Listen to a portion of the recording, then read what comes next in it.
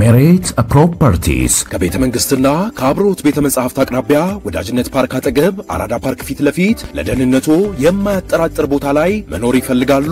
ከፊትና ከኋላ በወዳጅነትና አራዳ ፓርክ የደመቀ ቅንጡ አፓርትመንት በፖስቴንሽን ኮንስትራክሽን ቴክኖሎጂ ተጠቅሞ የሚገነባ ከባለ 1 መኝታ እስከ ባለ 3 መኝታ ድረስ እውነተኛ የ30% ቅናሽ የተደረገባቸው ሜሬት ፕሮፐርቲ ባለ 1 መኝታ 49 ካሬ በ3 ሚሊዮን ብር አጠቃላይ ክፍያ፣ ባለ 2 መኝታ 95 ካሬ በ5.9 ሚሊዮን ብር አጠቃላይ ክፍያ፣ ባለ 3 መኝታ 130 ካሬ በ8.1 ሚሊዮን ብር አጠቃላይ ክፍያ። ቀድመው ለሚመጡ ደግሞ ውስን ደንበኞች የማስተዋወቂያ ዋጋ በካሬ 63000 ብር ብቻ። በዚሁ መንደር ውስጥ መዋኛ ገንዳ፣ ጂምናዚየም፣ ደረጃውን የጠበቁ ሰፋፊ ሊፍቶች፣ ምቹና በቂ መኪና ማቆሚያ ቦታዎች፣ ዘመናዊ የደረቅ ቆሻሻ ማስወገጃ፣ አውቶማቲክ ጄኔሬተር የተገጠመለት የከርሰ ምድር ውሃና ለተለያዩ አገልግሎት የሚውል ሰገነትን አካቷል። ለበለጠ መረጃ በ0923 60 4913 ላይ ይደውሉ። ሜሬት ፕሮፐርቲስ ሜሬት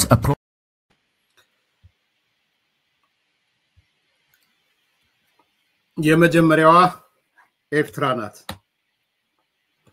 አልቃሹ ቀበሮ ኢሳያስ ፈርቷል። ዩስፉል ኢዲየትስ ሚል ደግሞ የተነሳም አለ። የዛሬው ፕሮግራማችን ትንሽ አንድ ቪዲዮ ይዤላችሁ መጥቻለሁ። በጣም ኢንተረስቲንግ የሆነ በጣም ብዙ ነገሮችን ሊያናገር የሚችል ነገር ነውና ቪዲዮንም ለላካችሁልኝ ሰዎች እኔም አይቼዋለሁ። በጣም ጠቃሚ መሆኑን ያየሁት ከ6-7 ሰዎች በላይ ልካችሁልኛልና እኔም አይቼዋለሁ አስቀድሜ። ለነገሩ ግን በጣም አመሰግናለሁ። ጥሩ እይታ ያለው ነገር ነው። ብዙ ትማሩበታላችሁ ብዬ አስባለሁ። በጦርነቱ ወቅት እንግዲህ አሁን 5 ዓመት 6 የሰሜኑ ጦርነት ወይም የትግራዩ ጦርነት እየተባለ የሚነገረው ጦርነት ወቅት በጣም ለህወሓት ቅርብ ናቸው የሚባሉ ፕሮፌሰር ናቸው። እኚህ ፕሮፌሰር ሸትል ትራምቮል ይባላሉ። ትራምቮል ብዙ ጊዜ በትግራይ ተኮር ሚዲያዎች ላይ በብዛት የሚገኙ የመንግስትም ጭምር የትግራይ ክልላዊ መንግስት ሚዲያዎች ላይም በሰፊው የሚገኙ ፕሮፌሰር ናቸው። አሁንም የተገኙት የትግራይ ተኮር ሚዲያ ላይ ነው ያገኘዋቸው። እንግዲህ ከተሳሳትኩ እኚህ ፕሮፌሰር ትራምቮል የትግራይ ህወሓት ያኔ ምርጫ ሲያካሂድ የጨረቃ ምርጫ የተባለው ላይ ማለት ነው። የጨረቃው ምርጫም ታዛቢ ነበሩ ካልተሳሳትኩ፣ አርሙኝ ስህተት ከሆነ። እስከ ታዛቢነት የሄዱ ሰው ናቸው። ያ ኖርዌጂያን ነው። የጦርነቱ ወቅትም ሚዲያዎቹ በዋናነት እሳቸውን ነበር ሪፈር ሲያደርጉ የነበሩት። ስለዚህ የጠበቀ ግንኙነት ከቲፒኤልኤፍ ጋር የነበራቸው ሰው ናቸው። እንዳልኩት ምርጫ እስከመታዘብ የደረሰ የጨረቃ ምርጫ የተባለው ሁሉ እስከመታዘብ የደረሱ ፕሮፌሰር ናቸው። ምን ያህል ጥብቀታቸውን እንድታዩት ስለፈለኩ ማለት ነው። ብቸኛው ውጪ ታዛቢ ነበር፣ እንደ ታዛቢ እንደነበሩ ሰምቻለሁና እንግዲህ አስቡት። እና ዛሬ በወሳኝ ጉዳዮች ላይ ፕሮፌሰር ትራምቮል የሰጡት ነገር አለ። በደንብ ሊያነጋግረን የሚችል ሐሳብ ስለሆነ እያያያዝን እናነሳለን። is more TPLF than TPLF itself ያለን ነው ሳሚ። yes he's more is more TPLF than TPLF itself የጨረባ ምንጫ ነው የጨበራን የተባለው ወይስ የጨረቃ የጨረቃ መስሎኝ ነበር። ጨረባ ማለት ጨረባ ተስካር አይነት ማለት ነው። ታዝበውት ዲሞክራቲክ ምርጫ ተካሄደ ምናምን ተብሎ እንግዲህ ጦርነት ወቅት ደግሞ በየጊዜው ትንታኔ የሚሰጡ ሰው ነበሩ እሳቸው። ያም ሆነ አሁን ያነሷቸው ሀሳቦች አሉ።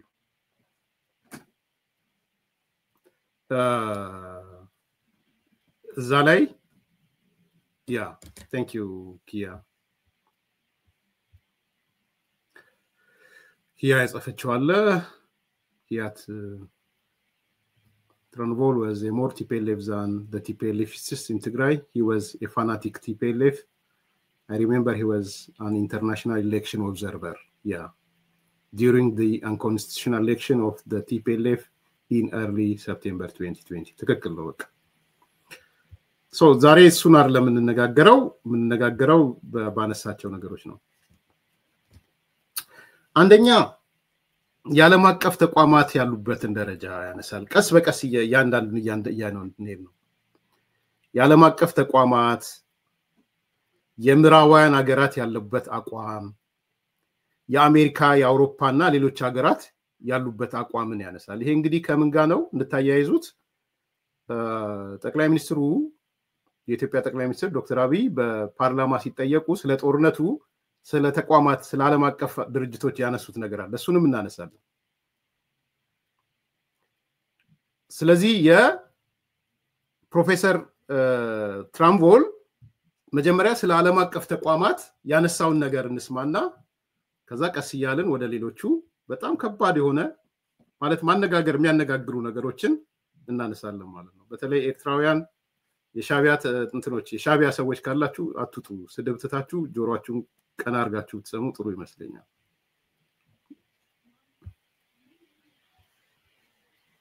Well, I've been trying to raise alarm since Pretoria Agreement, so to say. I tried to raise the alarm before the Pretoria Agreement. It's hopeless. Preventive diplomacy is a no-go. Because the international actors, they don't want to put at risk their diplomatic capital for something which might not happen, even though we know it will happen.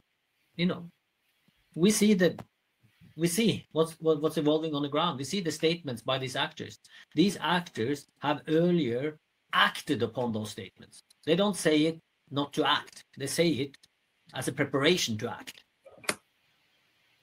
I think most internationals totally lack the depth of knowledge needed to understand Ethiopia and to understand the complexities of Ethiopia and to understand the historicity of Ethiopian politics. Because you don't invest in that. You have an ambassador in the country for 2-3 years and then a new one and a new one and a new one, and they don't have an institutionalized capacity to really reflect upon the longue durée implications of what we see today. Because it is a repetition of what we've seen earlier, not only one time, but 2 times or 3 times. And I think that's one thing, the lack of knowledge necessary to develop a policy which are fine-tuned into the complexities which might have an impact or an influence. But the other side of the coin is that, do we care? What's in it for us to engage? Why should we risk whatever to actually try to prevent a fallout? See what's happening in Darfur and Sudan today. How much do we involve ourselves in that? And all other crises in the region and beyond. Who are you calling for when you are saying international community? Usually, to be a bit pushed back, usually when we say the international community needs to engage in this and that conflict, we mean US or EU. Well, US today, I don't think have the greatest interest to involve themselves in these kind of issues. EU is overstretched already and is totally preoccupied with Ukraine war and defending Europe and European interests, which is 100% natural. Why shouldn't all other regional bigger actors, Saudi and others, Turkey and others, why don't you call them to the table when you call for international community? Well, they have a stake in, they have a skin in the game. They're not neutral arbitrators. None of them. So, yeah, I agree with you. The international community doesn't exist as a coherent unit. It has never existed as a coherent unit either. But you had a semblance of international order a couple of years back. That doesn't exist anymore. And the local actors also understand that things are up for grab. The international system is breaking down, and also the international law of sovereignty is breaking down. Look at what Russia has done on Ukraine, directly contesting sovereignty. Yeah, pronunciation እንደሚሆነው አርጉት እናንተ ብዙ አስጨንቀ ነው። ፕሮፌሰሩ አንደኛው ያነሳ ያለው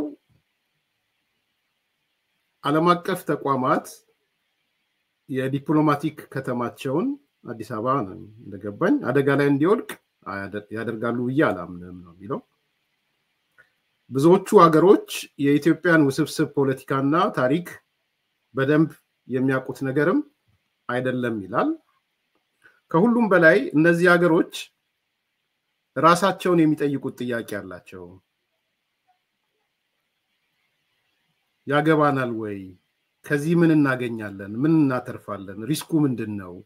ብለው ያሰላሉ። ዘን መግባት አይፈልጉም። ዳርፎርን እንደምሳሌ ያነሳ ዛሬ ማአት የአትሮሲቲ ምናምን ተሰምቶ ግን ተደራደሩ ነው እያለ ያለው አለ። ዛሬ አሜሪካ መሳተፍ አትፈልግም። ዩሮፒያን ዩኒየን በዩክሬንም መከላከል አልቻለም። ዓለም አቀፍ ኃይሉ በአንድ አቋም ላይ አይደለም ያለው። ዓለም አቀፍ ስርዓቱ ኦልሞስት ተሰብሯል እያለን ያለው ፕሮፌሰሩ። ሶ ይሄ ምንድነው የሚያሳየን የሚለው ነገር ከምን ጋር ማስተሳሰር እንችላለን? ባለፈው ጊዜ በፓርላማ ጠቅላይ ሚኒስትሩ በጦርነቱ ሲጠየቅ ከዛ ጋርም ስለተሳሰረ ነው። ምንድነው የተባለው? ዓለም ሌላ ቦታ ነው ያለው። ያግዘናል ብሎ ማሰብ አይቻልም። የጠቅላይ ሚኒስትሩ ንግግር ማለት አንድ አይነት ነው። ዛሬ ዩክሬንን ማየት ይቻላል፣ ፓለስቲናን ማየት ይቻላል። ፓለስቲናን ያየ ዩክሬንን ያየ የሆነ ሀገር መጥቶ ያግዘኛል የሚባል ነገር የለም። ማንንም አያቆመንም። የሚመጣል የለም። ምናልባት የሆነች የጦር መሳሪያ ሊወረውር ይችላል። 5 ቀን ሄደ ስትቀመጥ ግብጽ የጦር መሳሪያ ልትወረውር ነው። በኋላ መጣበታለን። የጦር መሳሪያ ልትወረውር ልትችላለች እንጂ ሌላው ዓለም እንደዛ አይደለም። የሱ ማጠናከሪያ ሐሳብ ነው። በነገራችን ጋዛና ዩክሬንን ያየ እንዴት የሆነ ሀገር ያግዘኛል ይላል ቃል በቃል። ሶ ኢንተርናሽናል ኮሚኒቲው አሜሪካም ተጠቅሳ ኢዩም ተጠቅሳ የሚሆን ነገር አይደለም። ይሄን ነገር ነው የሚነሳው ማለት ነው። ሶ ከዛ አንፃር ኤርትራ ሆይ በተጠነቀቂ ይሻልሻል። ሻቢያ ጦርነቱ ምናነሳበት ወደ ምናምን አይደለም። ጥይት እያስተላለፍሽ ነው። ሻቢያ ጥይት እያስተላለፍክ ነው። ህገወጥ የሰዎች ዝውውር እያደረክ ነው። ህገወጥ የንግድ እያደረክ ነው። ሻቢያ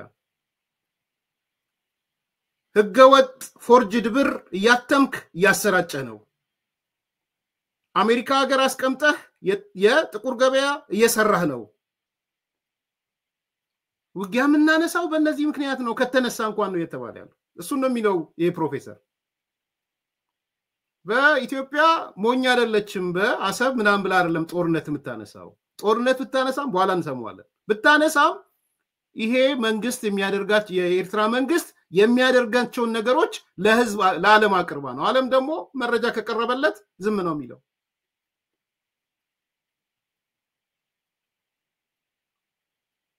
ዝም ብሎ ነው የሚጮኸው ይለዋል። በኋላ አሰማችኋለሁ ያማን ነው የኤርትራው የውጭ ጉዳይ የኮሙኒኬሽን ኃላፊው ወይም የማስታወቂያ ሚኒስትሩ አልቃሻ ቀበሮ ሆኗል የሚል በየቀኑ እንደ አልቃሻ ቀበሮ ነው እየተናገረ ያለው። ስለዚህ የኦርደሩ ተቀይሯል እንደዛ አይደለም የሚል ነው እየተነሳ ያለው።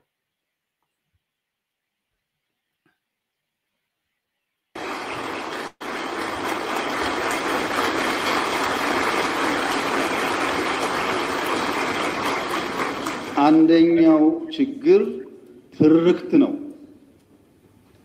ማይገባቸውን ህግ ማይፈቅድላቸውን እንደዚህ ማድረግላቸውን ጠየቁ። የትኛው ህግ ከወሰደው በኋላ ነው የሚጠየቅነው?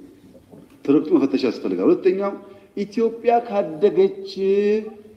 ካደገች ብሎ የሚሰጉ ሰዎች ደግሞ አሉ። ሀገራት ኢትዮጵያ ኦልሬዲ ትልቅ ናት እኮ።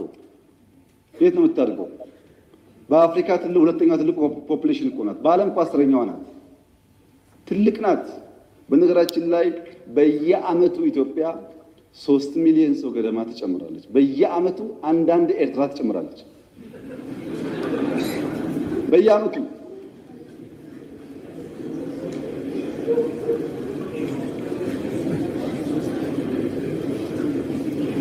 እና ኢትዮጵያ በየአመቱ ሀገር እየጨመረች ትልቅ የሆነች ሀገር ካደገች ምን ትሆናለች ከተባለ ካደገች ታግዛለች። ሌላም ተረጋግጦ ነገር የለም። ካደገች ትረዳለች። አሁን እኮ እያደረገች ነው። ስንትና ስንት ስደተኛ ተሸክመን የለም እንደዚህ ዛሬ ሳናድግ። ይሄ ስጋት ችግር አለበት እና የኛ ጎረቤቶች በሰላም መኖር እንደምንፈልግ ማወቅ አለባቸው። ታዲያ ለምንድን ነው ከኤርትራ ጋር የተጀመረው ጉዳይ ፈርለቆ የወጣው ያላችሁ እንደሆነ ፕሪቶሪያ ነው። በወደቡም ስለምን ነበር፣ በልማቱም ስለምን ነበር፣ ስንለማመጥ ነበር፣ በጣም ስንለምን ነበር። ከዛ ነገር ይሆናል ብለን ግን ፕሪቶሪያ ስንፈራረም ትክክል አይደለም። ለምን ይቆማል? ቲፒኤልኤፍም ትግራይም ተጠቅልለው ካልጠፉ ቀጠናው ሰላም አያገኝም። እኛ እኮ ህዝባችን ናቸው ልብ ከገዙ እንዲጠፉ አንፈልግም አልና አቆምን። በዚህ በኩል ማስቀጠል ሲያቅታቸው በዚያ በኩል ጀመሩ። አሁን ዋና ጉዳይ ጭቅጭቅ ውስጥ ግቡ ነው፣ ሳትዋጉ አትቀመጡ ነው። የኛ መልእክት ለኤርትራ መንግስት፣ ኤርትራዊ ወንድሞቻችን ናቸው፣ ከነሱ ጋር ውጊያ አንፈልግም። ለኤርትራ መንግስት ያለ መልእክት አንደኛ ጥይት አስተላላፊ አትሆኑ፣ ሀገር ሁኑ። ወደ ጎረቤት ሀገር ጥይት ማስተላለፍ ጥሩ አይደለም። አባይም ጸባይ ገዝቷል፣ የኛም ሽፍቶች ጸባይ ይገዛሉ እና አንድ ቀን ጥይት ሳመላልስ ብሎ ታሪክ ስለሚናገሩ ጥይት ማቀባበል ቢቀርባችሁ። ስለማናቅ አይደለም፣ እናያቸዋለን። ህገወጥ የሰዎች ዝውውር ቢቀር። ተጨናንቀናል ከተማ ውስጥ እንደምታዩት። የሚመጣ ሰው ካለ በህጋዊ መንገድ ቢመጣ። ህገወጥ ንግድ ቢቀር፣ ፎርጅድ ብር ቢቀር፣ አሜሪካ አስቀምጣቸው የምትሰሯቸው ብላክ ማርኬት ማሳደግ ቢቀር፣ እንደ ጎረቤት ብንተሳሰብ፣ ህጋዊነት ከተከተል በንግዱም በሚፈናቀለው ጥይት ማቀበሉን ከተዋችሁ በሰላም አብረን ለማደግ በፍቅር አብረን ለመቀጠል ከምን ጊዜውም በላይ ኢትዮጵያ ፍላጎት አላት። እኔ ልክ እንደባለፈው አሁንም አስመራ መሄድ ፍላጎት አለኝ። ችግር የለብኝም። ምን ከሆነ ትርፍ ካለው ነው። ትርፍ ከሌለው ጊዜ ማባከን ነው። እኔ ባሌ የመላለስበትን ጊዜ ዝም ብዬ በከንቱ አስመራ ልመላለስ አልችልም። ጊዜ የለኝም፣ ስራ አለኝ። ጦርነት አንፈልግም የምንለውም በምክንያት ነው። እኛ እንዳያችሁት የሚያጓጓን ነገር አለ። የ10 ቢሊዮን ብር ኤርፖርት እንገነባለን፣ የ10 ቢሊዮን ብር ነዳጅ ማዳበሪያ እንገነባለን፣ የ9 ቢሊዮን ብር ቤት እንገነባለን፣ ኮሪደር እንገነባለን። ይሄ ሁሉ የሚያጓጓ ስራ እያለ ሰው ጦርነት ሊያስብ አይችልም። ጦርነት የሚያስብ ስራ የሌለው ብቻ ነው። እኛ የሚያጓጓ የምንተጋለት የምንለፋለት የልማት ስራዎች አሉ። ከማንም ጋር የመዋጋት ፍላጎት የለንም። ለምን? ውጊያው ከተነሳ የተከበረው ምክር ቤት ውጊያው ከተነሳ ውጤቱ ግልጽ ነው። ግልጽ ነው ውጤቱ። ከዛ በኋላ አይሰራም። አሁን አለመጀመር ማለት ነው። አሁን ውጊያ እንትና ያግዘኛል የሚባል ነገር ሰው እንዴት ዩክሬን እያየ ፓለስቲኔን እያየ ስለማገዝ ያወራል? ማንም አይሞትልህም። ሞራል ይሰጣል እንጂ አይሞትልህም። መጨረሻ የምትሞተው አንተው ነህ። አያዋጣም። ከበደ ያለ ተሰማለ ይባል አያዋጣም። ከበደ ተሰማ 10 ጥይት ያቀብልሃል እንጂ መጥቶ አይሞትልህም። አየን እኮ በቲፎዞ ውጊያ እንደማይቆም እኮ አየን። እና አንፈልግም፣ ልማት ነው የምንፈልገው፣ ሰላም ነው የምንፈልገው። ከማንም ጋር ግጭት ለማድረግ ፍላጎት የለንም። ከገባን ግን ግልጽ ነው ውጤቱ። አስተማማኝ አቅም ነው ያለን። ማንም አያቆመንም። ይሄ ግልጽ መሆን አለበት። ማንም አያቆመንም። ወደዛ እንዳንሄድ ሪስፖንሲብሊ መስራት አስፈላጊ ይመስለኛል። ትርክቱን እያበላሸ ያለው ግን ምንድነው ያላችሁን መጨረሻ ላይ ይሄ ነው ፖይንቱ። ማንም የሚያቆመው የለም። ይሄን ፕሮፌሰሩም እየተናገረ ያለው ያን ነው። የጦርነቱ እንዲኖር አልፈልግም ፐርሰናሊ። ጠቅላይ ሚኒስትሩም ጦርነት ይከፈት ሲሉ አልሰማውም። አንዳንዶች ጆሮአቸው ምን እንደሚያዳምጥ አላቅም። ጦርነቱም የአሰብ የምናምን አይደለም፣ ሊሆንም አይችልም። ጦርነት ከሆነ የሻቢያ መንግስት ከሚያደርገው ነገር ነው የሚነሳው። አንደኛው ቁም ነገር እሱ ነው። ፕሮፌሰሩ ምን ይላል? ጠቅላይ ሚኒስትሩ የሚናገሩትን ነገር ይሄ 1 2 3 ተብሎ የተጠቀሰው በመረጃና በማስረጃ ለዓለም ካቀረበ ዓለም ጆሮን ነው የሚዘጋው ነው ያለው።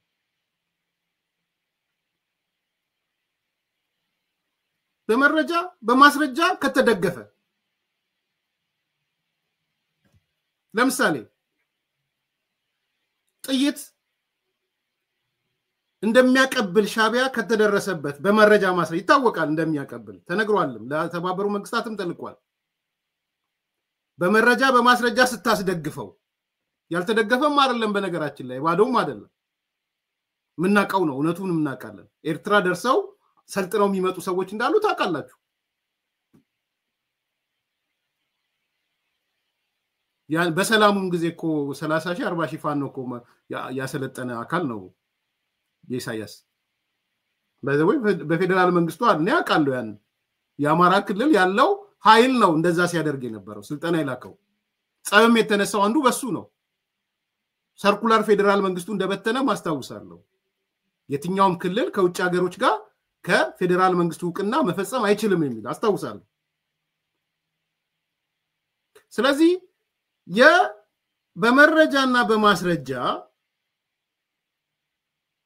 ይሄ የሻቢያ መንግስት በኢትዮጵያ ህዝብና በኢትዮጵያ መንግስት ላይ በኢትዮጵያ ሀገር ላይ የሚያደርገው ጣልቃ ገብነት ወደ ጦርነት ሊወስደን ይችላል ነው አንደኛው መከራከሪያ። ፕሮፌሰሩ መጥቶ የሚናገረው እሱ ነው።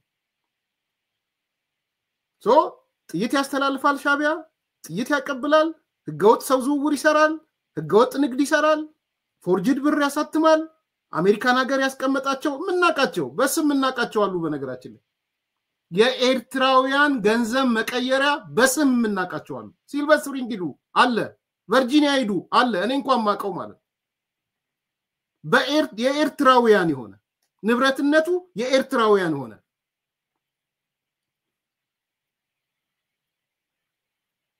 አሜሪካ ቁጭ ብሎ ሲልቨር ስፕሪንግ ቁጭ ብሎ ቨርጂኒያ አሌክዛንድሪያ ቁጭ ብሎ ገንዘብ የሚቀይር ማለት ነው፣ ብላክ ማርኬት የሚሰራ። ስለዚህ አሜሪካን አገር ያስቀመጣችሁት የጥቁር ገበያ የተባለው እውነት ነው፣ እውነት ነው። ኢትዮጵያውያን ቢቆጠቡ ደስ ይለኛል። ዋቴቨር ከሻቢያ ጋር ትስስር ከሌላቸው በስተቀር በቃ እንትንም ጥቁር ገበያም ከፈለጉ ከኤርትራውያን ውጪ ሌላው ጋር ሄደው ይቀይሩ ማለት ገንዘቡ የሚያማልል ከሆነ እንደሚያማልል አያውቃለሁ። ስለዚህ ሌላ ቦታ ከኤርትራውያን በስም እናቃቸዋለን። በነገራችን አሁን እዚህ መናገር አልችልም። በስም የኤርትራውያን የጥቁር ገበያ መለወጫ ቦታዎች አሉ፣ ቁጭ ብለው ከፍተው ማለት ነው ኦፊስ። ማስጠንቀቂያ እንደሰጧቸው አንዳንዶቹን ሰምተናል። ስለዚህ ይሄ ነገር የምትቀጥሉ ከሆነ ምክንያቱም የሻቢያ ባህሪው ነው ባይዘው ጥገኝነት መሰረታዊ ባህሪው ነው የሻቢያ። በፍጹም ከጥገኝነት ሊላቀቅ አይችልም። በቃ ጥገኝነት የተጣባው ከጥገኝነት ውጪ አማራጭ የሌለው በምስራቅ አፍሪካ በዓለም ቁጥር 1 ይውጣ ቢባል በቁጥር 1 ውስጥ ሊገባ የሚችለው ሻዕቢያ ነው። እስከ ኮንጎ የተዘረጋ ኔትወርክ አለው። በነገራችን ላይ ያኔ ጫካ በነበረ ሰዓት እስከ ኮንጎ የዘረጋዋል። ህወሓት ከሱ ለምዳ ነው። አሜሪካን ሀገር ድርጅቶች ነበሩት፣ እንግሊዝ ሀገር ድርጅቶች አሉ። ታውቃለህ፣ እነ ስብሐት እንግሊዝ ሀገር ድርጅት ነበራቸው፣ በፍርድ ቤት የተከሰሰ እንግሊዝ ሀገር ካምፓኒ፣ ትልልቅ ካምፓኒዎች ነበር፣ አስመጪ ላኪዎች ነበሯቸው። አሁንም አሏቸው እዚህ ሀገር አስመጪና ላኪዎች አሏቸው። እንደ ድርጅት ፓርቲው ነው ያልኩት፣ ሀገሪቱ አይደለም እያልኳቸው ያሉት። ስለዚህ ውጊያው የሚነሳ ከሆነ የሚነሳው በህገወጥ ስራው ነው የሚነሳው። አንደኛው ቁም ነገር እሱ ነው። ሁለተኛው ወደ ፕሮፌሰሩ እንመለስና ፕሮፌሰሩ ትራቮልን በሏቸው ትራምቫው ምንድን ያሉት? ዓለም አቀፍ ኮሚኒቲው አሁን መጥቶ አቋም ወስዶ ምናምን ብሎ የሚመጣል የሚችል አይደለም፣ ተበታትኗል። በዛ ነገር ውስጥ ለኔ ምን ይጠቅማል የሚል ነገር ነው የሚመለከተው። አሜሪካን ብትሆን አውሮፓ ህብረትም ቢሆን ሌሎችም ቢሆኑ እንደዚህ አይነት ነገር ውስጥ አይገቡም። ኦርደሩ ተቀይሯል። ደን ጠቅላይ ሚኒስትሩ ደግሞ ውጊያው ከተነሳ ውጤቱ ግልጽ ነው። ሰው እንዴት ከዩክሬን ከፓለስቲኒያን አይማርም? የሚረዳ የለም፣ ማንንም ያቆመው የለም። ይሄ ነው አንደኛው እውነት። አንደኛው ላሳያችሁ የፈለኩት ነገር ይሄ ነው። ሁለተኛው ደግሞ በጣም የሚገርም ነገር ምናልባት ለብዙዎቻችን ጥሩ አንግል ጥሩ እይታ የሚመስለኝ ፕሮፌሰሩ ቀጥሎ ያቀረቡት ነገር ነው። ሁለተኛው እቺን ለብቻዋ ቆርጣችሁም ብታስተላልፏት ደስ ይለኛል። ከዚህ ቀጥሎ ማቀርበው ፈቅጃለሁ ለቲክቶክም ለዩቲዩብም ለየትኛው ሚዲያ። ምን ይላል ፕሮፌሰሩ? የራሽያ ዋነኛ ተከላካይ እኮ ኤርትራ ናት ይላል። በደንብ ስሙ እዚህ ጋር ኤርትራ ራሽያ በክሪሚያና በምስራቅ ዩክሬን የፈጸመችውን ነገር ትክክል ነው ብላ ምታምናት ይላል። ሁለተኛ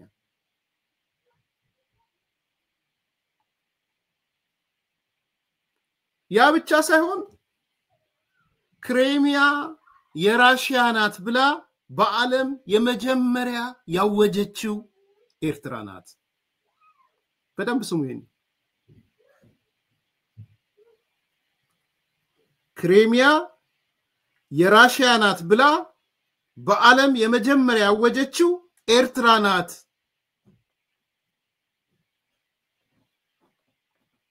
አልቃሹ ቀበሮ ዝም ብሎ ነው የሚያለቅሰው። አልቃሹ ቀበሮ ይለዋል። በጣም ኢንተረስቲንግ ነው ይሄ በነገራችን። The first country to declare its acceptance that Crimea is Russia.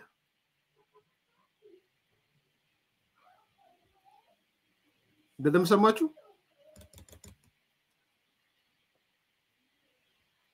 እባክዎት ይምጡ ፕሮፌሰር፣ ስሙት በደንብ። And the international system is breaking down, and also the international law of sovereignty is breaking down. Look at what Russia has done on Ukraine, directly contesting sovereignty. And anecdotal to that, the biggest defender of Russia's annexation of Crimea and eastern Ukraine, defending Russia's right to grab territory from another sovereign state, is Eritrea. Eritrea is the biggest defender, was the first country to declare its acceptance that Crimea is Russian. So it is a bit hollow when Yamana Gebremeskel now cries wolf, saying that, oh, we are threatened. A neighboring country will take our territory. Well, why the hell did you support Russia grabbing Ukraine territory? If you are so afraid, why do you undermine the international order as you have done for 10 years on this issue, on this very issue? So, you know, and Ethiopia, of course, knows that this international system is breaking down, and it is up to regional powers to more define their own way out of the challenges they face. The repercussions will not.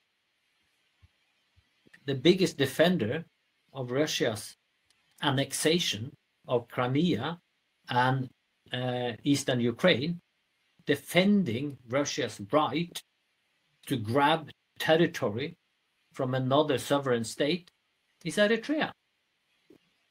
Eritrea is the biggest defender, was the first country to declare its acceptance that Crimea is Russian. So it is a bit hollow when Yamana Gebremeskel now cries wolf, saying that, oh, we are threatened. A neighboring country will take our territory. Well, why the hell did you support Russia grabbing Ukraine territory? If you are so afraid, why do you undermine the international order as you have done for 10 years on this issue, on this very issue? So, you know, and Ethiopia, of course, knows that this international system is breaking down, and it is up to regional powers to more define their own way out of the challenges they face. The repercussions will not be as severe as it used to be. Well, በቃ ይሄ ትልቅ ነገር ነው። መቼም ከዚህ በፊት ልክ ነው ያንስ አማጣላችኋለሁ ቪዲዮ። በቃ የዛሬው ሴንትራል የአዲስ ኮምፓስ ሜሴጅ ይሄ ነው። ይሄንን በደንብ በቲክቶክም በዩቲዩብም በምንም የኢትዮጵያ መንግስት ሚዲያዎችም ተጠቀሙበት። እንዲህ አይነት ኮንሴፕቶች whatever ሰውየው ምንም ይሁን ትላንት ጦርነት እንትን ብሎ ሊሆን ይችላል፣ ምን ሊሆን ይችላል። this is a professor እንትን ተመራማሪ ነው። በኢትዮጵያ ጉዳይ ላይ ደግሞ የሚሰራ ነው። ሶ ዛሬ ይሄንን ፋክት ነው ያወጣው። ምንድነው ያለን ያለው? ምንድነው የምታወራው ኤርትራ? የምን ዓለም አቀፍ ህግ ምናምን ለክሶኛው ቀበሮ አልቃሹ ቀበሮ ምንም ያወራው ኢንተርናሽናል ነው ምናምን እያለ ምን ያወራል? በየቀኑ በኋላም ተሰሙታላችሁ። በየቀኑ እየወጣለ ይላል አለ። እነሱ አይደለም ወይ ምስራቅ ዩክሬንና ክሪሚያን ራሽያ ትውሰድ ብለው የመጀመሪያ ሀገሮች አይደል ወይ? ምንም የሚያወሩት የምን አልቃሽ ቀበሮነት ነው የሚለው። የመጀመሪያዋ አገር ናት ዲክሌር ነው ያለው። ባይዘው the first country to declare its acceptance that Crimea is Russia. ክሪሚያ ራሽያ መሆኗን የመጀመሪያ ሀገር እውቅና የሰጠችው ኤርትራ ናት። የት ይገቡታል ነው? ኢትዮጵያ ጋር ሲደርስ አይሆንም ሊባል አይችልም። ሶ ክሪሚያ እንዳሰብ ሊመጣ ነው ማለት ነው። ክሪሚያ እንዳሰብ ወዘተ ማለት ነው።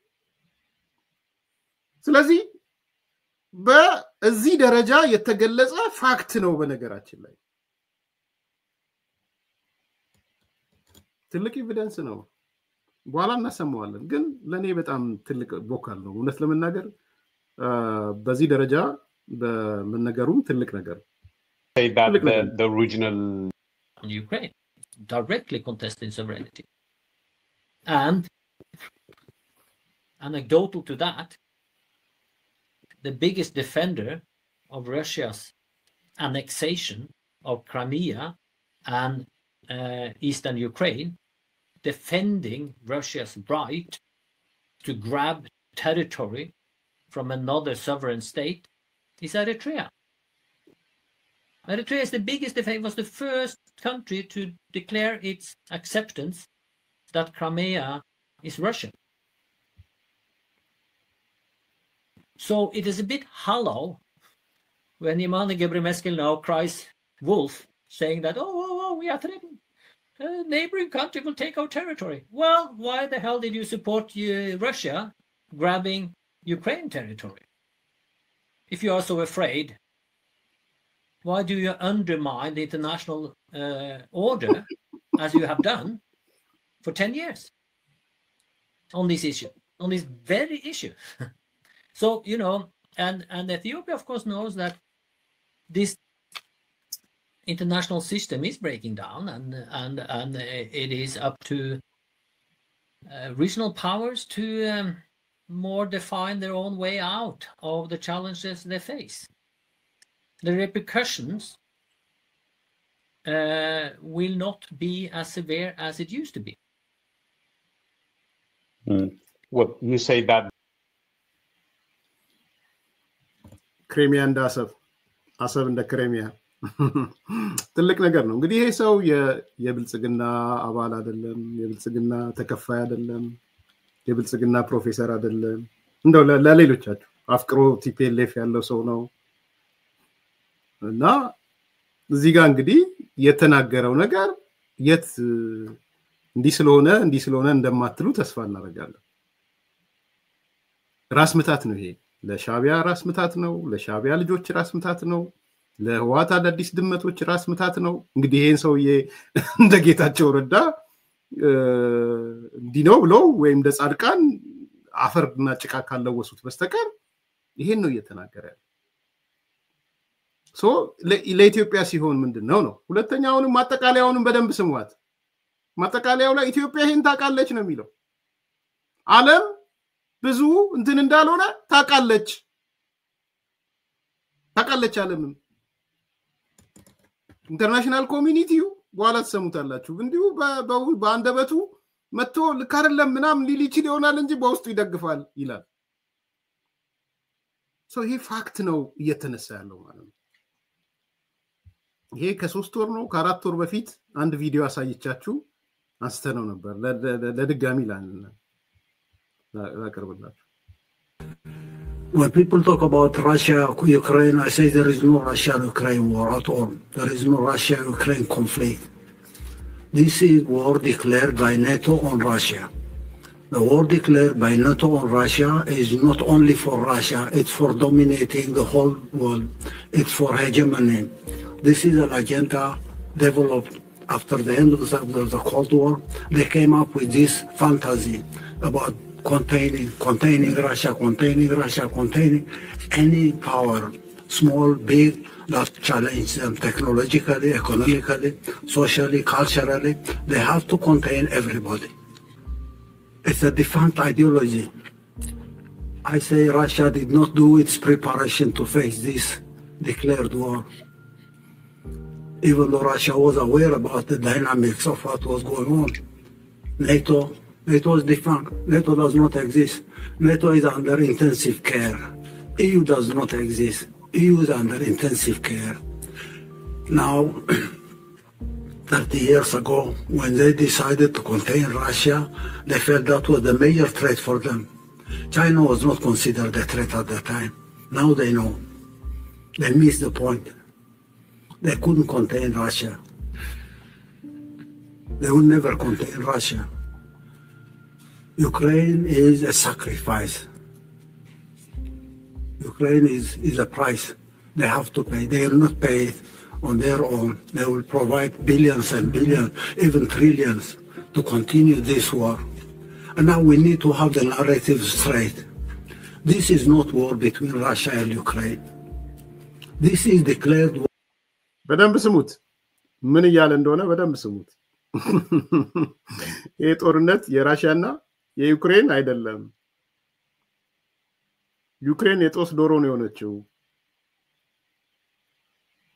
የቀዝቃዛው ጦርነት ከቀዝቃዛው ጦርነት በኋላ የመጣ ነው ራሽያ መፍረስ የለባትም ነው ያላለው በነገራችን ላይ መፍረስ አልነበረባትም ራሽያ ኮልድዋሩ የተሰራው ነገር ራሽያ ማፍረስ ነው ኢትዮጵያ ኮልድዋሩ ጋር እንደሆነ ታውቃላችሁ የኢትዮጵያም ውጤት የመጣው የኤርትራ መገንጠልም ከቀዝቃዛው ጦርነት ጋር የተያያዘ ነው ሶ ራሽያ ወይም ሶቪየት ዩኒየን መፍረስ አልነበረባትም ነው ያላለው ቻይናንም ያመጣታል ትሰማላችሁ ቻይና ደግሞ ከማጋ እንደማያያዝ ስለዚህ ይሄንን ፕሮፌሰሩ ዝም ብሎ አይደለም ያመጣው በደንብ እንድትሰሙ ስለፈለኩ ነው war against Russia because Russia was the major threat at the time. Now they can't dominate the whole world. They have to defeat Russia so that they hegemonize everything.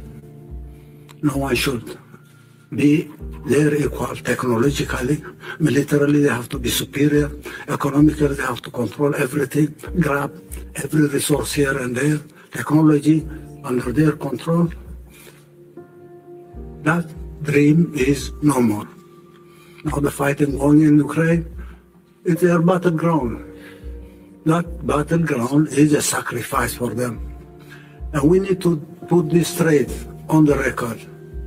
When a big meeting like this, Russia, Africa is held, people will have to come to a consensus. This is not war between Russia and Ukraine, to me. And anyone who has a different explanation will have to tell me. This is war declared on Russia, but declared war for hegemony. The last 30 years we have seen the details of the mechanics of this declared war. This last event is the final phase to me. It will end sometime. NATO will not get out of intensive care. EU will not get out of intensive care. These are systems that are crumbling. It's only a matter of time. And the whole world will have to be prepared not to defend Russia, but stand with Russia so that this hegemonistic idea will not prevail at any point in time in history. How do we... ዓለም መዘጋጀት አለበት ነው የሚለው ዓለም ከራሽያ ጎን መቆም አለበት ነው የሚለው ራሽያን ዲፌንድ ማድረግ አለበት ነው ያለን ያለው ጦርነቱ የዩክሬንና የራሽያ አይደለም ቅድም እንዳልኳችሁ ሶቪየት ህብረትም ኮልድዋሩን ያፈረሳት እንጂ ሶቪየት ህብረት መፍረስ አልነበረባትም ነው ያለን የቀዝቃዛው ጦርነት hegemonic የሆነ የምዕራባውያን hegemonic የፈጠረው ነው so there is no war Ukraine Russia የሚባል ጦርነት የለም ምዕራባዊ ያደረገ ያሉት ጦርነት የበላይነታቸውን ለማረጋገጥ ነው ያለፉት 30 ዓመታት የኮልድ ዋሩ የተፈጠረ ነው ዓለም ሁሉ ከራሽያ ጎን መቆም አለበት ራሽያ ደግሞ ምሪን ወርልድ ኦርደሩ ስለተቀየረ ምሪንና ካንቺ ጎን እንቆማለን ዩክሬንን ወረሪያት በደንብ ስሙ ይሄ ነው ኮር ፖይንቱ ይሄ ነው በቃ ሌላ ነገር አይደለም ከዛ ደግሞ አማኑን የኛ ሚስተር ጀስቲፋየሮች ይመጡና እንደ ኢሳያስ እንደ ሻቢያ ምጡቅ አይምሮ ፖለቲካውን ጢባጢቤ የሚጫወቱ ጢባጢቤ እኔ እንደው እንቅልፉን ይተኛል ነገሩ ችግር የለበትም ሚስተር ጀስቲፋየር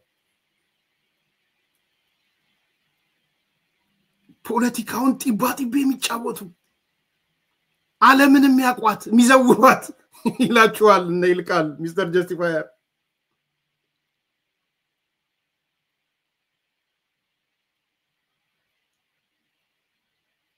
ይሄ ሰውዬ ይያለ ያለው ዩክሬን የራሽያ ናት ቀዝቃዛ ጦርነት ነው ይለያችሁ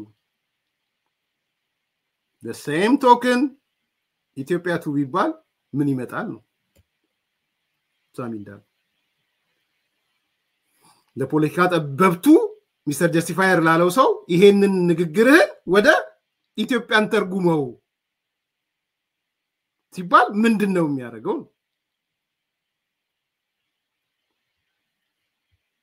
ለራሽያ የሚሰራ በቀዝቃዛ ጦርነት ወቅት ለኢትዮጵያ የማይሰራ የትኛው ነው ጥያቄ ሁለቱም ደግሞ ግልጽ ነው በነገራችን ላይ ራሽያም የበተናት ኮልድ ዋሩ ነው በተመሳሳይ ዩጎስላቪያም የበተናት ኮልድ ዋሩ ነው ኢትዮጵያንም የሰነጠቃት ኮልድ ዋሩ ነው። የቲፒኤልኤፍ ጥንካሬ የሻቢያ ጥንካሬ አይደለም። የራሳቸው ትግል አላቸው።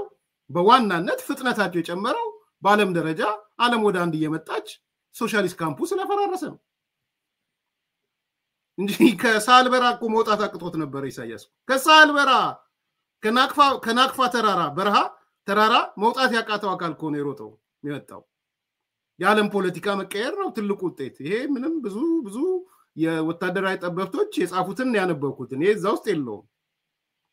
አላቀውም ዲቴይል ከምሰማውና ከማነበው። ግን ከሚሊቴሪ ሰዎችም ስሰማ የተለያዩ አካላቶችም ስሰማ እድሜ ለቲፒኤልኤፍ ይበል ሻቢያ ከሳልበራ ማይወጣም ነበር። አልቆልኛል ብሎ እኮ ዘግዝቆ ነበር እኮ የነበረው። ጠመንጃ ዘግዝቆ ነበር፣ ክላሹን ዘግዝቆ አልቋል፣ ወደ ድርድር እንግባ ተብሎ እነ ስብዓት ናቸው ጠመንጃውን ያቀኑለት። አዘቀዝቃትም 40 ሺህ የትግራይ ወጣትን እንገብርልሃለን ብለው 30 ሺህ 40 ሺህ ወጣት ገብረውለት ነው የመጣው። የቀዝቃዛው ጦርነት ውጤት ነው። ስለዚህ ራሽያም ሶቪየት ህብረት መሆን ነበረብሽ፣ በተሰራብሽ ሴራ በጥስጥሽሽ ወጣ፣ ስለዚህ ዩክሬን ያንቺ ናት ካለ the same token ልንመጣ ነው ማለት ነው። ኦኬ ይሄ ነው የፖለቲካ ጠበብት የሚያረጋቸው በነ ሚስተር ጀስቲፋየር ውስጥ ማለት ነው። ሊክ የፖለቲካ ሊክ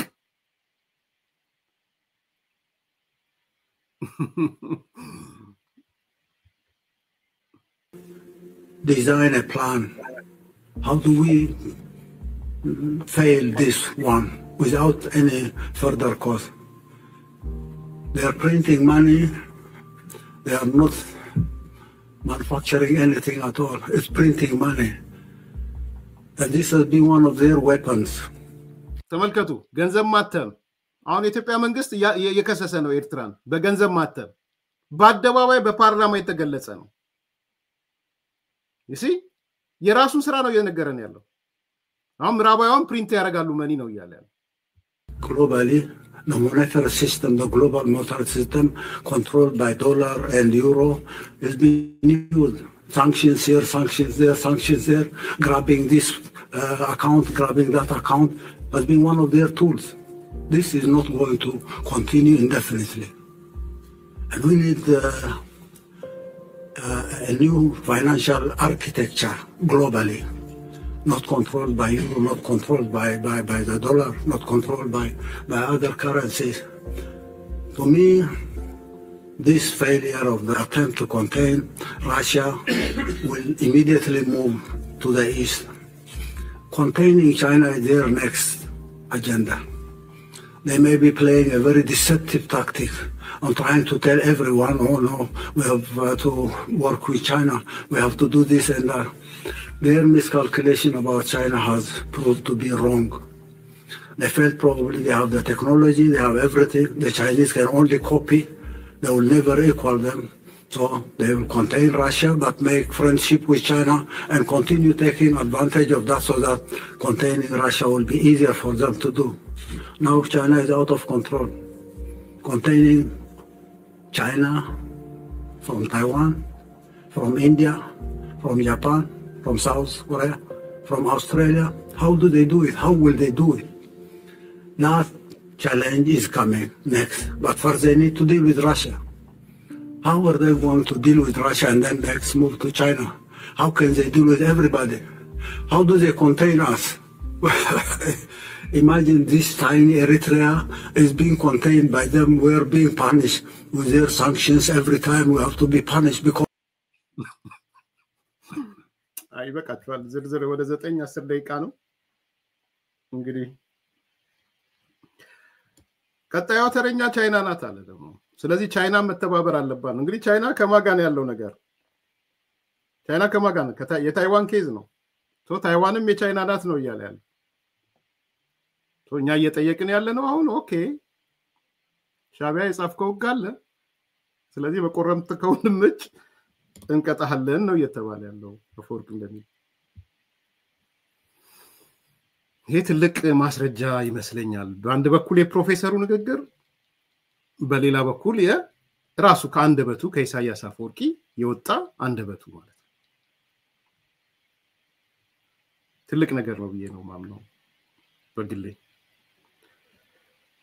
ስለዚህ የአልቃሹ ቀበሮ ዝም ብለህ ዓለም ላይ ሄደ ይሄን እያደረግ ኢትዮጵያ ጋር ስትደርስ ዓለም ህግ አይቀበለውም የዓለም ህግ ምናምን እያልክ አትበል ነው እያለ ያለው ፕሮፌሰር። ለፕሮፓጋንዳ ክፍል ኃላፊው ለኤርትራ ነው እየነገረ ያለው። ይሄ ቀደም ያነሳሁት ነው። እንግዲህ ይሄ ሰውዬ በብልጽግናነት የሚታማ አይደለም። እንግዲህ ወይ ተከፈለው ካላላችሁ በስተቀር ጠበቃ የዋት ጠበቃ የነበረ ሰው ነው። ግን ከመነሻው ከትንታኔው ተነስቶ ነው እያቀረበ ያለው። ስለዚህ ይሄ ትልቅ ነገር ይመስለኛል። ሌላው ምናልባት ስለ ባህር በር አክሰስ ኢትዮጵያን ይደግፋታል ወይ? ኢትዮጵያ አሰብን ማዕከል አድርጋ ጦርነት ትከፍታለች ወይ የሚል ጥያቄ ተነስቶለታል። ለሱ የሰጠው መልስ ፕሮፌሰሩ በብዙ ጊዜ እኔና አፈወርቅ በተደጋጋሚ ሲያነሳ የነበረ ሐሳብ ስለነበረ ስሙት። ሪሊ በቀጥታ ጦርነትስ ቢኖር አሁን አንዳንድ ሰዎች እዚህ ጫማዬን ሰቅላለሁ ምናምን ይሰቅላለሁ እንደሚሉ አንገቴን ሰቅላለሁ ምናምን እንደሚሉት የአሰብ ጦርነት በአሰብ ለመያዝ ምናምን ነው ወይ የሚሆነው የሚል ጥያቄ ሲሪየስ ጥያቄ ይመስለኛል። ከዛ አንፃር ያለውንም ፕሮፌሰሩ የተናገረውን እንስማና the regional powers should act, and it is the right thing to say, of course, but I think there is a resigned acceptance among Africans and among observers of African politics that these are completely important, that there is nothing they could do, that they don't take interest in stopping wars, as we have seen with the African Union in relation to the Tigray war. So people have zero expectations. So insofar as people are critical of the US or of the EU or of the Norwegian government, for instance, it comes from a place of having some sort of expectation, I think. So yeah, that is that. I fully understand that. But I think you need to fine-tune your expectations or have some mitigating processes on that. It's a new world. It is a new world. Also with hoping for that EU or Europe or Norway. Norway is a small pea in the pod, you know. I don't know if the foreign ministry here is aware of the gravity of the situation in the Horn, in Eritrea and Ethiopia. I'm not sure. And I don't think we have much to contribute in that order anyway. Well, I mean, I say Norway because I'm speaking with the Norwegian, not because I think Norway has special responsibility. But if we could get back to the issue of, I think we have about 10 minutes, Kjetil, to the issue of the port.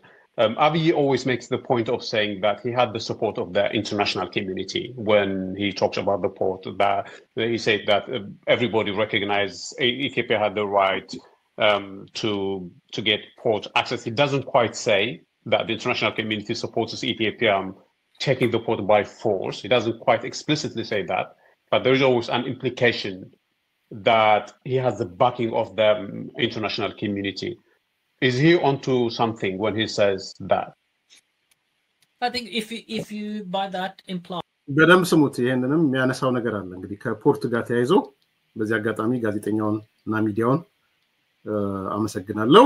በጣም ጥሩ ነጥቦች ነው የተነሱት። ስለዚህ ከፖርት ጋር ዓለም ኢንተርናሽናል ኮሚኒቲ ምን ሊያስብ ይችላል የሚል ነው ለፕሮፌሰሩ የቀረበለት። That international community understand and support Ethiopia's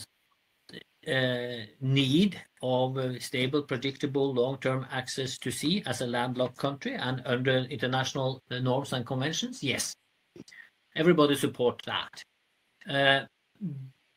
But that doesn't mean that the international community, whatever that is supporting the use of arms, so to say, to secure that issue. But again, Ethiopia will not start a war on Eritrea under a pretext that we need access to Assab. They will start that war under the pretext that Eritrea is a belligerent, hostile country, destabilizing us and funding insurgencies and allying with subnational units to topple the government in Addis. That will be the reasoning. And again, under international law, that might be defendable, depending on what kind of material evidence they can provide to back that claim. And I think, so that's a different matter. And an additional element, obviously, is that I don't think it is any state in the world, with possibly a small, maybe reflection in Moscow, but no one will stand and support the Eritrean regime, in the sense of everybody knows that it is a draconian, human rights suppressing, totally despicable regime. So they have no credibility. They don't have any diplomatic capital to show off. Everybody will be happy when Isaias is gone. No one will fell a tear for him in the international system. So that is also an element here. Abiy knows that. This big question, of course, what will happen to Eritrea after Isaias is gone and the PFDJ is collapsed. Whatever remains of PFDJ, when the military is the only system standing, so to say. I don't think that will be an easy way out for Eritrea's predicament. But I think of course, the international actors, states, will criticize a war as such. And they might say, shame you, Ethiopia, for what you're doing in public, because that's diplomacy. But in the closed rooms, they will probably give Abiy a hug if he managed to topple Isaias. Madam ሰምታችኋል?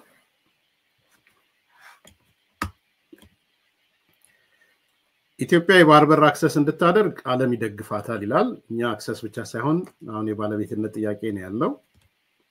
ኢትዮጵያ አሰብን ማዕከል አድርጋ ጦርነት አትከፍትም ነው የሚለው ፕሮፌሰሩ። እኛም እያልን ያለነው ፕሮግራም ስንሰራ ከአፈወርቅ ጋርም ይሄን ነው ደጋግመን ስንል የነበረው። ጦርነቱ ከተከፈተም ይላል ፕሮፌሰሩ በሌላ ምክንያት ነው። የኢሳያስ መንግስት ኢትዮጵያን በማወኩ ታጣቂዎችን በመደገፉ ኢትዮጵያን ዲስቴቢላይዝ ለማድረግ በሚያደርገው እንቅስቃሴ ይሄ ደግሞ መረጃ ከቀረበበት በዓለም አቀፍ መድረክም ተቀባይነት ያገኛል። የመረጃ ማቅረብ ጉዳይ ነው። ያ ብቻ አይደለም ማለት ያ ብቻ አይደለም። ሁሉም ዓለም ላይ ኢሳያስ ቢሄድ ደስተኞች ናቸው።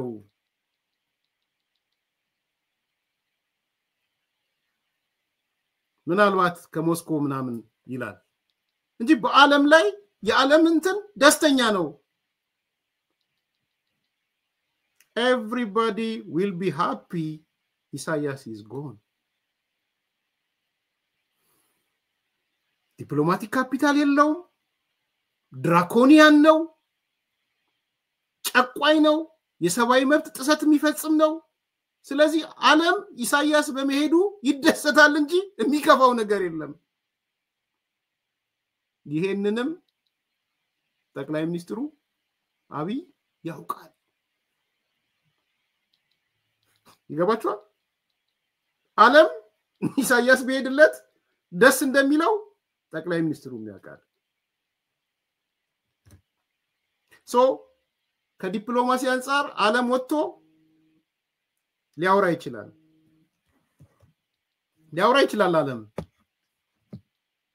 ዓለም በአደባባይ አብይን ሊያወግዝ ይችላል። በውስጡ ግን ይደግፋል። ዲፕሎማሲ እንደዛ ነው። ጨዋታው እንደዛ ነው ዲፕሎማሲ።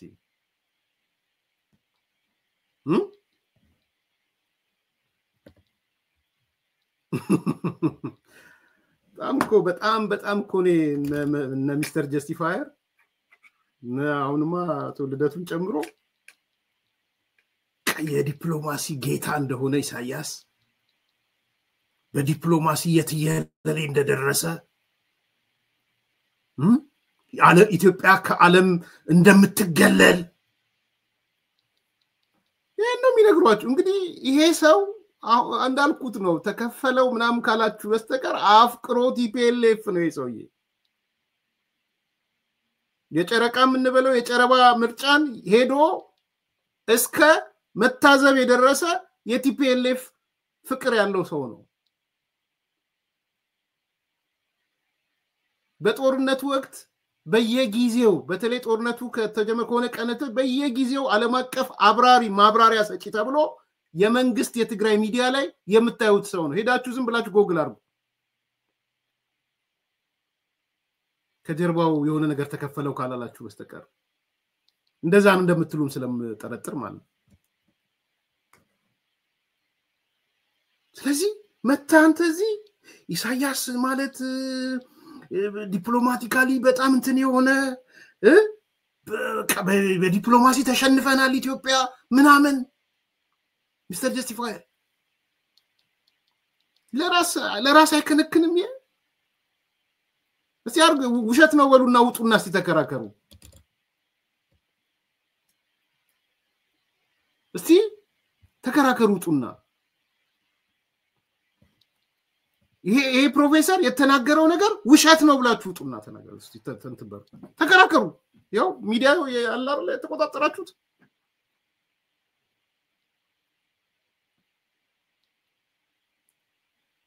ይሄን ነው እየሆነ ያለው። ስለዚህ ዓለም ኢሳያስን ቢያባርርለት ዓለም ደስተኛ ነው። ይሄን ደግሞ ጠቅላይ ሚኒስትሩ የሚያውቃል ነው እያለ ያለው ደግሞ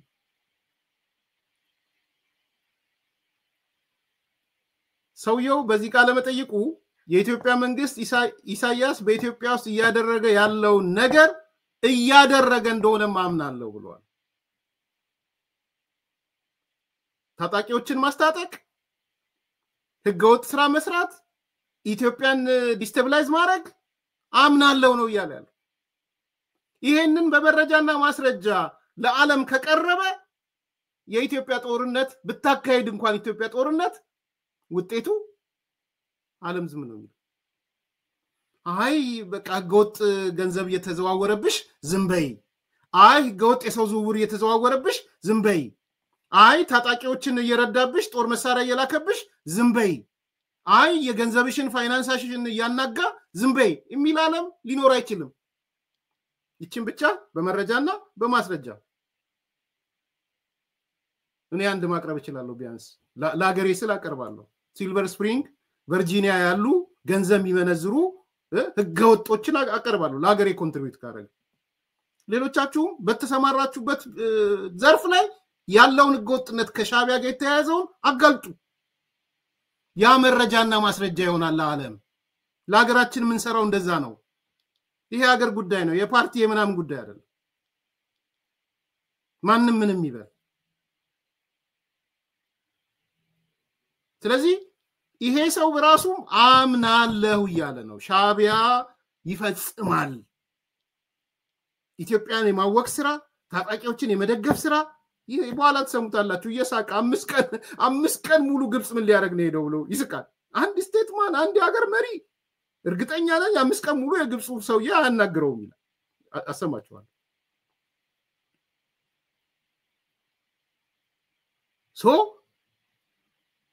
ይሄ ምንድነው የሆነ ያለው? ምንድነው የተደረገ ያለው? አሁን በርግጥስ ኢሳያስ ዓለም አቀፍ ዲፕሎማሲውን አሸነፈ? ድል አደረገ? እና አንዱ ቁም ነገር እንደው ለመሰብሰብ ለማድረግ አንደኛው ቁም ነገር የኢትዮጵያ መንግስት ጦርነት ውስጥ ገባለው አላለም። አሰብን በጦርነት ይዛለው አላለም። ሰውየው እንዳነሱት የኢትዮጵያ መንግስት እያለ ያለው እቺ አገር ኢሳያስ የሚመራት ሀገር ህገ ወጥ ስራ እየሰራች ነው፣ አገሬን ዲስቴብላይዝ እያደረገች ነው፣ ታጣቂዎችን እየደገፈች ነው። ይሄን ደግሞ ውጭ ጉዳይ ሚኒስትሩ ደብዳቤ ጽፏል ለዩኤን ለተለያየ አካላት። በኢዩ በዩኤንኤችሲአር በዩኤስ ሪፖርቶች መኖራቸውን ያው አፈወርቅ ማሳብ ይሰጣል። ስለዚህ ትልቁ ነጥብ እዚህ ጋር ያለው ነው። አንዱ ኮር ፖይንት ሁላችሁ መርሳት የሌለባችሁ ይሄንን ነው። ተረፈ ምርት ይለዋል አፈወርቅ ስላል አሰብ ተረፈ ምርት ሊሆን ይችላል ባይ ፕሮዳክት ማለት ነው።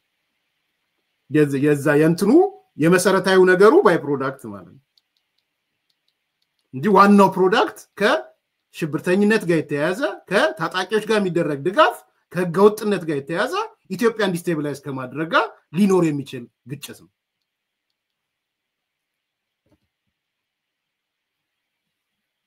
ስለዚህ ይሄ አንዱ ሌላ ጉዳይ ነው ማለት ነው። በመጨረሻ እንግዲህ ኢሳያስ ምን ያህል እንደፈራ ወደ ግብጽ 5 ቀን እንደተመላለሰ እና የሚያነሳውን እሱን እንስማትና እንደማጠቃለያ እናደርገዋለን። And all that.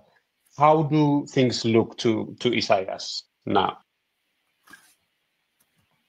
I think he is afraid of a war with Ethiopia, and you see Yamane Gebremeskel is instantly tweeting, calling for help and international attention to the belligerent rhetoric from Addis.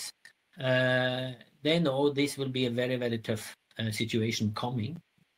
And we see that they are trying, again, Isaias left for Cairo this morning for a 5-day working visit.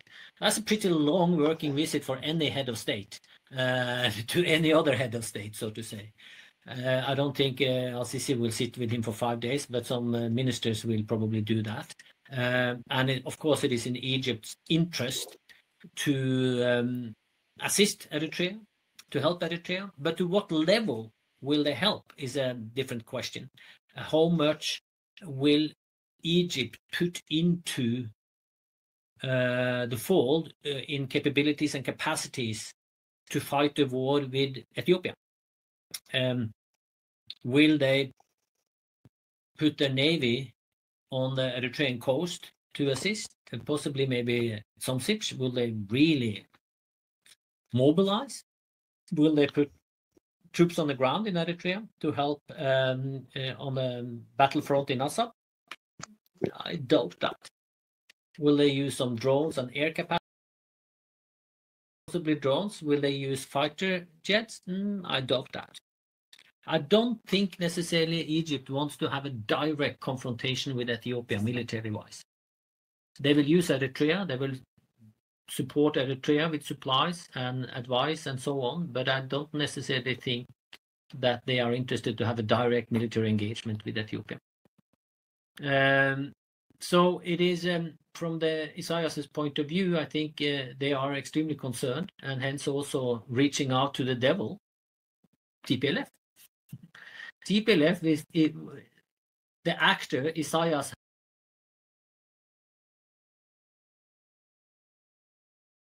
በደንብ ስሙ።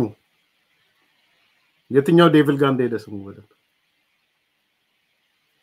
በጣም ዘመን እንዴት እንደሚገለባበት ይገርማል በጣም። ስሙት በደንብ። ያው out to the devil, TPLF, interested to have a direct military engagement with Ethiopia. So it is from the Isaias's point of view, I think they are extremely concerned and hence also reaching out to the devil, TPLF. TPLF is the actor Isaias has promised he wants to kill off totally. Isaias is now willing to go into bed with. That shows the level of desperation he has and the fear he has against Ethiopia at this time. That tells tons. It is from the Isaias's point of view, I think they are extremely concerned and hence also reaching out to the devil, TPLF. TPLF is the actor Isaias has promised he wants to kill off totally. Isaias is now willing to go into bed with. That shows. እስቲ አስተያየት ስጡ። የኢሳያስ ፍራቻ 5 ቀን ሙሉ ግብጽ የሚያስቀምጥ ፍራቻ 5 ቀን ይለዋል። እንደ አንድ ስቴትማን እንዴት 5 ቀን ሄዶ ሰው ሀገር ላይ ይቀመጣል?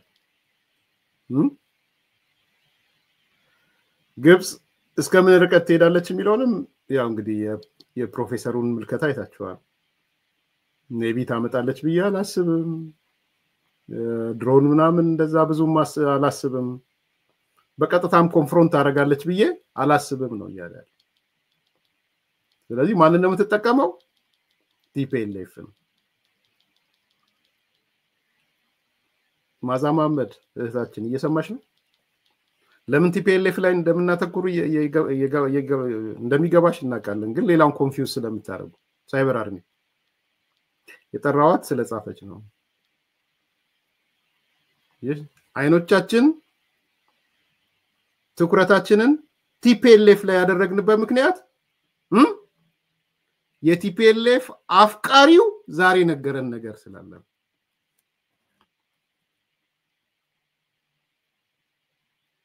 የቲፒኤልኤፍ አፍቃሪው ፕሮፌሰር የነገረን ነገር ስላለ ነው አይናችንን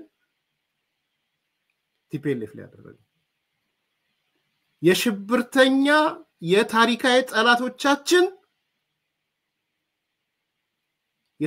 ጠላቶቻችን ማግኔት ነው ቲፒኤልኤፍ ያልነው ለዛ ማግኔት ስለሆነ ነው የምናተኩረው ቲፒኤልኤፍ ላይ ሁሉንም ሽብርተኝነት ሰብስቦ ስለሚይዝ ማለት ነው ኢትዮጵያ ላይ ሽብር ፈጽማለሁ ያለ በሙሉ ኢትዮጵያን አውካታለሁ ያለ በሙሉ ኢትዮጵያን ዲስቴብላይዝ አረጋታለሁ በሙሉ ሚል እንደ ማግኔት የሚጎትተው ቲፒኤልኤፍ ነው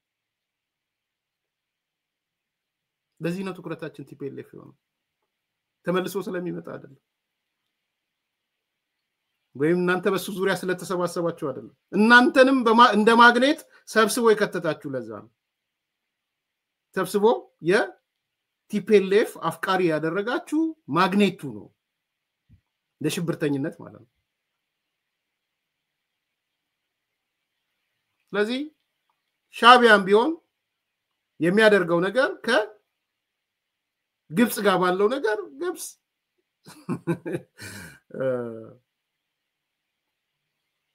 ለፍጹም መታ ኮንፍሮንት አታደርግ ይልቁንስ ራሳችሁን አስተካክሉ የግብጽ ተልኮ ፈጻሚ ነው አሁን ቲፒኤልኤፍ ሻቢያ አስፈጻሚ ከራሱ ፍራቻ ተነስቶ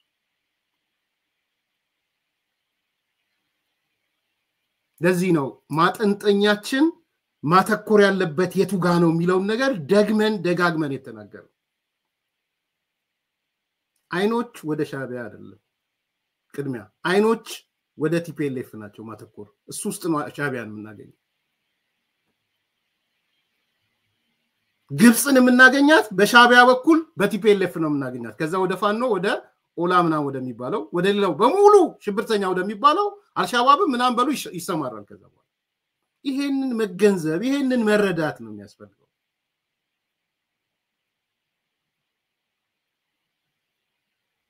የግብጽ ተልኮ ከዛ ነው የሚያዘው ዛሬ ኢንጂነር ስለሺ መቼም ስትወዷቸው ነበር ብዙዎቻችሁ ኢስማይዳም የሚል ደረታችሁም ላይ ምናችሁም ላይ ፕሮፋይላችሁም ስታረጉ ነበር ተገፉ ተብሎም ስትጮሁ ነበር የነበረው ኢንጂነር ስለሺ ዶክተር ስለሺ አምባሳደሩ ዛሬ ህዳሴ ግድብ አዳራሽ እዛ ሄደው ጥናታዊ ጽሁፍ አቅርበዋል ከአዲስ አበባ ዩኒቨርሲቲ ባቀረቡት ላይ ምንድነው ያስተላለፉት መልእክት ኢትዮጵያውያን የግብጽን ሴራ ከመደገፍ ሁሉም ይቆጠብ የኔ መልእክት አይደለም የቀድሞ የውሃና ልማት ሚኒስትር ዶክተር ስለሺ ነው ኢትዮጵያውያን ተቆጠቡ ከግብጽ ሴራ ከግብጽ ተንኮል ኢትዮጵያን ከባህር በር መላቀቅ የደህንነት አደጋ ነው ተገፉ ምናሉ ስትሉም ስለነበረ ማለት ነው እንደው በሳቸው ባጠቃለል ደስ ስላለኝ ነው በኢትዮጵያዊነቱ የሚያምን ሁሉ በግብጽ የሚሰሩ ሴራዎችን ከመደገፍ ሊቆጠብ ይገባል ሲሉ የታላቁ የኢትዮጵያ ህዳሴ ግድብ ተደራዳሪና የቀድሞ የውሃ መስኖና ኢነርጂ ሚኒስትር ዶክተር ስለሺ በቀለ ተናገሩ። ዶክተር ስለሺ ይህንን የተናገሩት የአዲስ አበባ ዩኒቨርሲቲ የተመሰረተበትን 75ኛ ዓመታት አስመልክቶ የታላቁ ህዳሴ ግድብ ላይ ባካሄደው ውይይት ተገኝተው ጽሑፍ ባቀረቡበት ወቅት ነው። በንግግራቸውም ኢትዮጵያ የአፍሪካ የውሃ ማማ ናት ብትባልም የውሃ ክምችቷ እያሽቆለቆለና በቀጣይ ቅርብ ጊዜያት ለእጥረት የሚዳርጋት አደጋ በመኖሩ በጥንቃቄ መጠቀም ያስፈልጋል ብለዋል።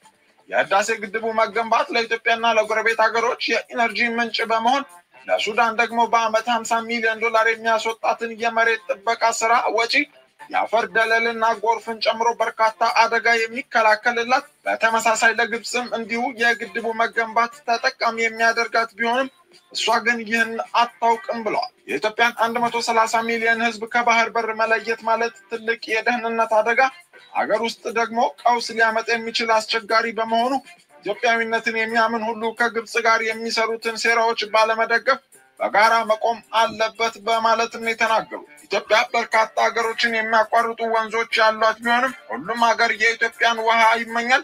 ኢትዮጵያን ፍትሃዊ የውሃ አጠቃቀምን ትደግፋለች። ነገር ግን ኢትዮጵያ የባህር በር ፍላጎቷን ስትናገር እንደ ስጋት በማየት በአንድነት በመተባበር እንደሚቆሙም ተናግረዋል። በግድቡ የግንባታ ሂደት ጦርነት እስከማወጅ የተደረሰበት ወቅት ነበር ያሉት ዶክተር ስለሺ አንዳንድ ሀገሮች ከግብጽ የተወሰነ ጊዜያዊ ገንዘብ በመቀበል ያደረጓቸው ነገሮች አሳዛኝ ነበሩ ብለዋል። ግብጾች ኢትዮጵያን ዓላማቸው አድርገው ሁሉም አካባቢ የሚነሱ ግጭቶችን ማቀጣጠል፣ ፋይናንስ መስጠት፣ መሳሪያ ማቀበልና ኢትዮጵያ ተረጋግታ ልማትን በስፋት መስራት እንዳትችል እረፍት የማሳጣት ስራ ይሰሩ እንደነበረ አክለዋል። ለአብነትም እርሳቸው የውሃና ኤነርጂ ሚኒስትር በነበሩበት ወቅት በምዕራብ ኢትዮጵያ ከ10 ቢሊዮን ብር በላይ የሚፈጁ ፕሮጀክቶች ታቅደው ኮንትራክተር ተመርጦላቸው ዲዛይን ተደርጎ ስራ ተጀምሮ የነበረ ቢሆንም በግጭት ምክንያት እንዲቆሙ ተደርገዋል ብለዋል። መንገድ የሚሰራው ይጠለፋል፣ ይፈራና አልሄድ ይላል። የመስክ ፕሮጀክቶችን የሚሰራውም ለመሄድ አልፈልግም ይላል።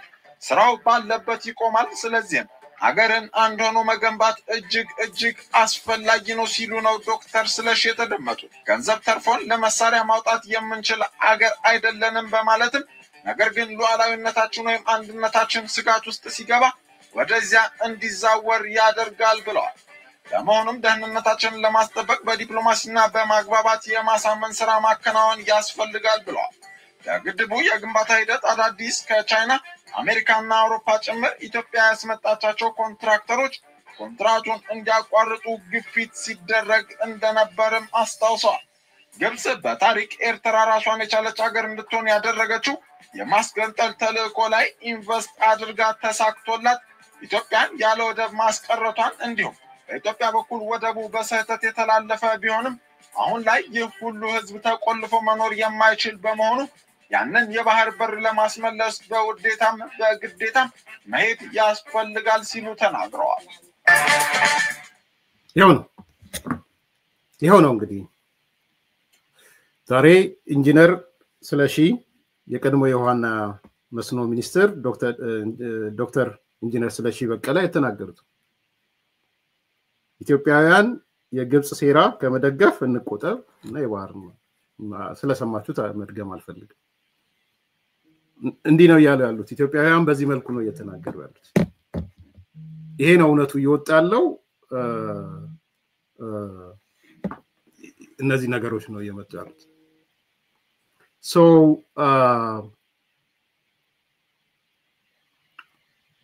ለማጠቃለል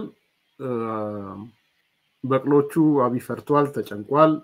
የበቅሎቹ ገሪና ቺፍ ፕሮፓጋንዲስት ኢሳያስ ከኢትዮጵያ ጋር ጦርነትን ፈርቷል፣ ተጨንቋል። ለዚህም ማሳያው ከህወሓት ጋር ተቃቅፏል። ግብጽም በኢትዮጵያ ባላንጣነት ብዙም የሚመኩባት ሀገር አይደለችም። ከኢትዮጵያ ጋር በቀጥታ መጋፈጥ አትፈልግም።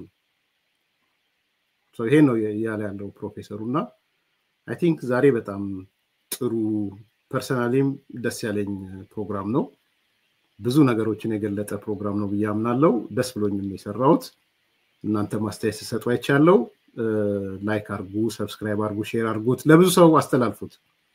በጣም መሰረታዊ ነጥቦች ነው ያነሳነው። አይ ቲንክ የቀጣይ ጊዜም የውይይት አጀንዳዎችና የውይይት ነጥቦቻችን ከዚህ ጋር የተሳሰሩ ይሆናሉ ማለት ነው። ስለዚህ ለተሳተፋችሁ ሰዎች አፈወርቅንም በአካል ባይገኝም በዚህ መልኩ ተገኝቷል። ሌሎቻችሁንም እነ መሰረት በሻህ እንግዲህ ያልጠራሁት እንዳይነፍ ሶማሌው ሳሚ መሰረት ብያለው ሳሚን ብያለው ያፈወርቅ ብያለው ኮክዩአውት ሶማሌው ሶሪ ስሙ ረስቸው ነበር ሞህ ኢሉ አማንሁን ሁላችሁም በጣም ነው ማመሰግነው። እንዲሁ ዛሬ ልጥራ ብዬ ነው። ሰብስክራይብ አርጉ፣ ሼር አርጉ፣ ለብዙ ሰዎች አስተላልፉ። የዛሬ ፕሮግራማችን በዚህ ተጠናቀቀ። መልካም ቀን። Merit Properties ከቤተ መንግስትና ከአብሮት ቤተ መጻሕፍት አቅራቢያ ወዳጅነት ፓርክ አጠገብ አራዳ ፓርክ ፊት ለፊት ለደህንነቱ የማያጠራጥር ቦታ ላይ መኖር ይፈልጋሉ? ከፊትና ከኋላ በወዳጅነትና አራዳ ፓርክ የደመቀ ቅንጡ አፓርትመንት በፖስቴንሽን ኮንስትራክሽን ቴክኖሎጂ ተጠቅሞ የሚገነባ ከባለ 1 መኝታ እስከ ባለ 3 መኝታ ድረስ እውነተኛ የ30% ቅናሽ የተደረገባቸው Merit Property ባለ 1 መኝታ 49 ካሬ በ3 ሚሊዮን ብር አጠቃላይ ክፍያ፣ ባለ 2 መኝታ 95 ካሬ በ5.9 ሚሊዮን ብር አጠቃላይ ክፍያ፣ ባለ 3 መኝታ 130 ካሬ በ8.1 ሚሊዮን ብር አጠቃላይ ክፍያ። ቀድመው ለሚመጡ ደግሞ ውስን ደንበኞች የማስተዋወቂያ ዋጋ በካሬ 63000 ብር ብቻ። በዚሁ መንደር ውስጥ መዋኛ ገንዳ፣ ጂምናዚየም፣ ደረጃውን የጠበቁ ሰፋፊ ሊፍቶች፣ ምቹና በቂ መኪና ማቆሚያ ቦታዎች፣ ዘመናዊ የደረቅ ቆሻሻ ማስወገጃ፣ አውቶማቲክ ጄኔሬተር የተገጠመለት የከርሰ ምድር ውሃና ለተለያዩ አገልግሎት የሚውል ሰገነትን አካቷል። ለበለጠ መረጃ በ0923 60 4913 ላይ ይደውሉ። Merit Properties Merit